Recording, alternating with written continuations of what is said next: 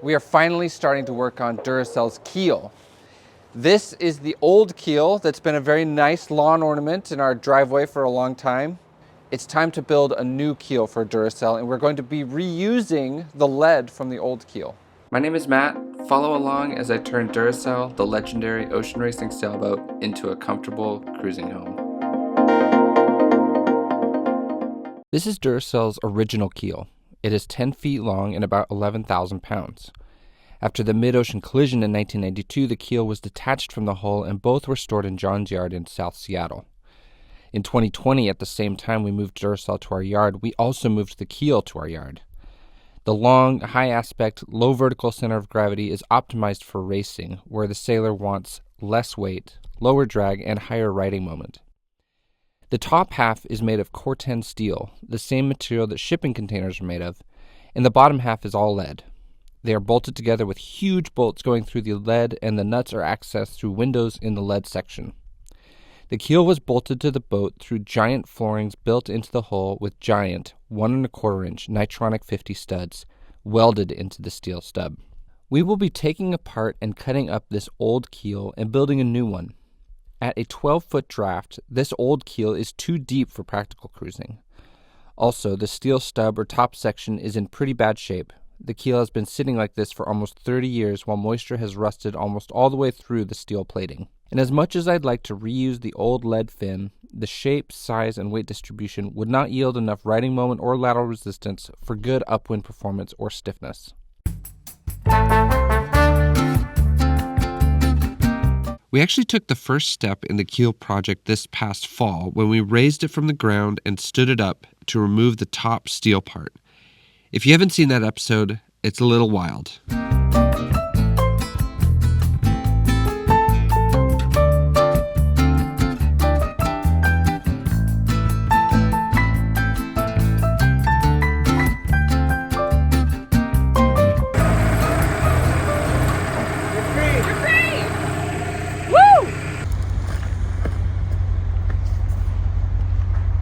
Okay, cheese. Now that the keel is standing up and the top part has been removed, it's time to take the next step. Now don't get too excited. No lead is getting melted in this episode. There are a lot of steps involved that will end in about 10,000 pounds of lead getting melted and reshaped. But we're not there yet. The first step is simply to unroll a tarp.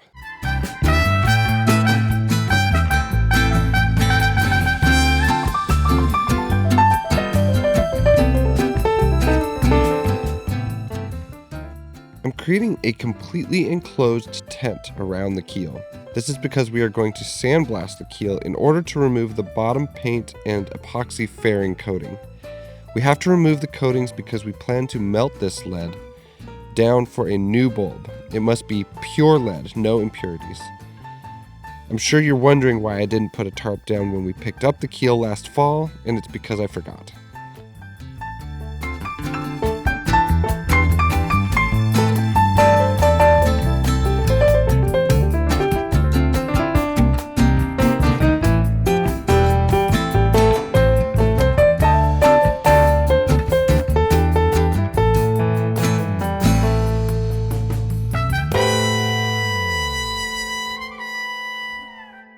So you have this big machine that you backed into our yard.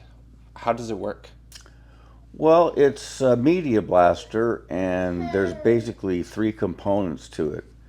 There's an engine, there's an air compressor, and then there's a tank that holds the media, which is the stuff that you're using to blast with. And the medias come in a lot of different grits and sizes and types. They have everything from copper slag, crushed glass. They don't really use sand. You can even do walnut shells. I've heard of this. So what are you going to be using today? Copper slag, yeah, we're going to be using I think it's the 3060 grit. What about the suit that he'll be wearing?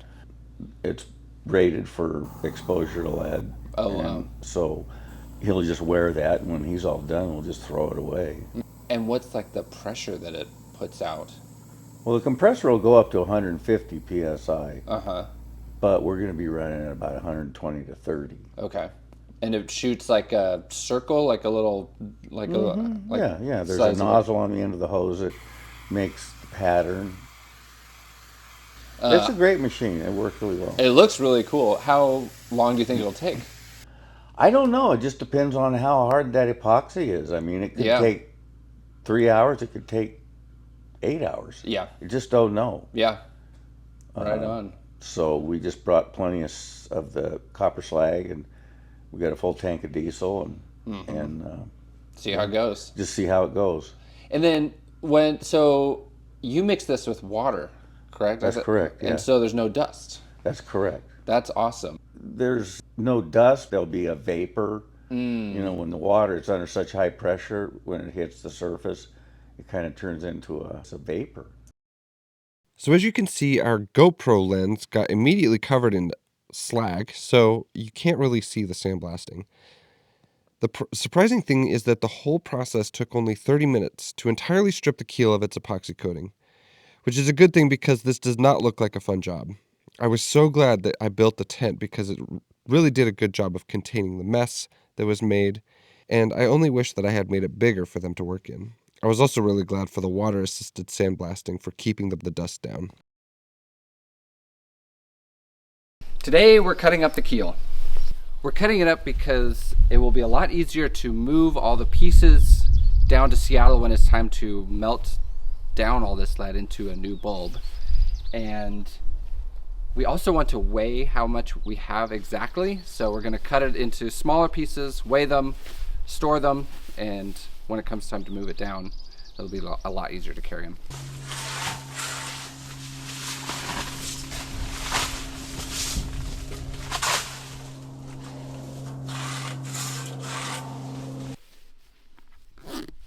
Let's chop lead.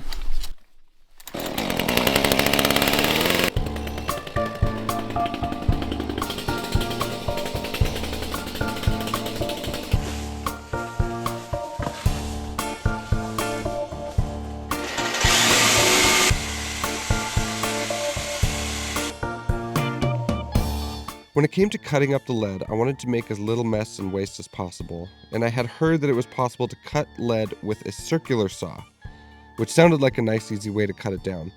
It worked okay, but unfortunately the saw kept getting jammed up in the deep lead, so I had to resort to gasoline.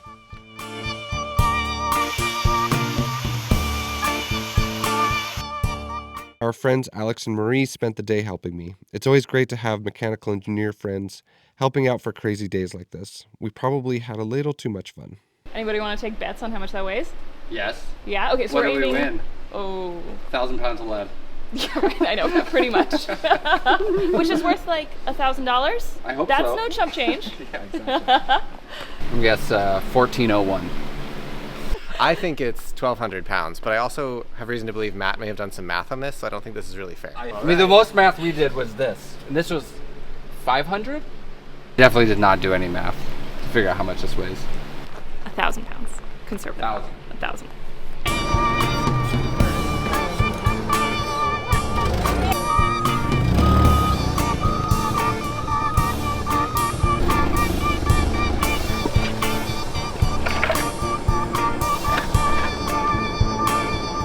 Oh, hold there. Hold. 1327. Wait, what? I think I did. Yeah. Matt is very obnoxious about winning bets. It's okay, he didn't win anything. Nothing obnoxious about All he it. won is this big piece of lead. I won 1,327 pounds of lead.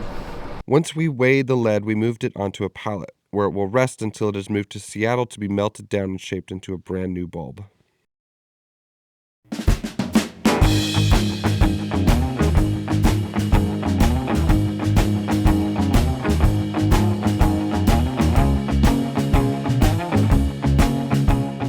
I was jamming wedges into the cut behind the chainsaw so that the lead wouldn't pinch the chainsaw blade as I got deeper through the keel.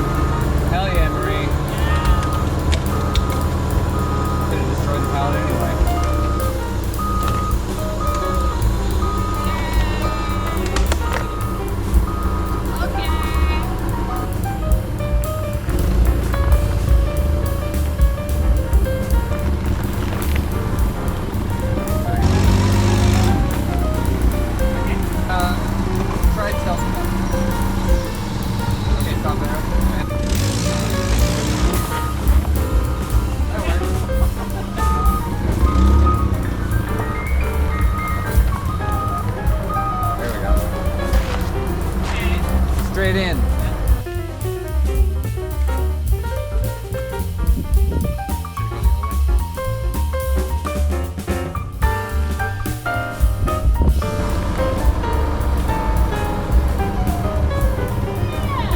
Hold on. You might want to try it.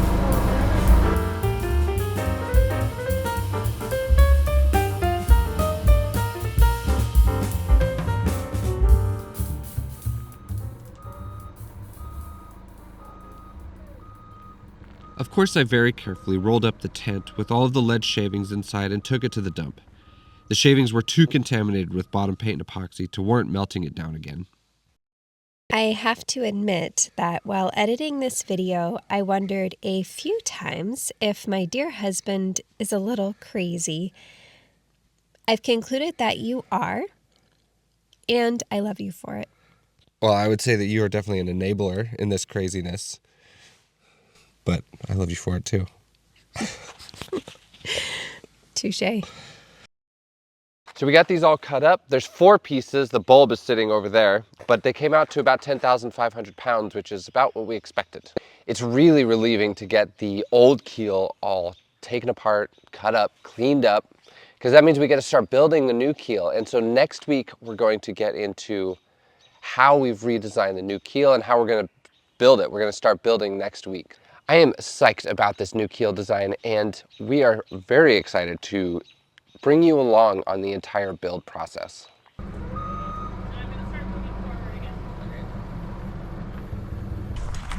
Oh, that was fun. Yeah, sorry that. Hope we didn't break your scale. No, it seemed to be working fine. Kinda, I guess. Okay, now what do we do with this piece? Just knock it over.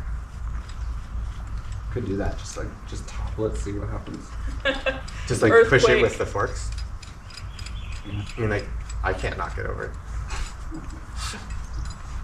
That'd be so fun to drop something like this, like, off the side of a dam or something. Good luck.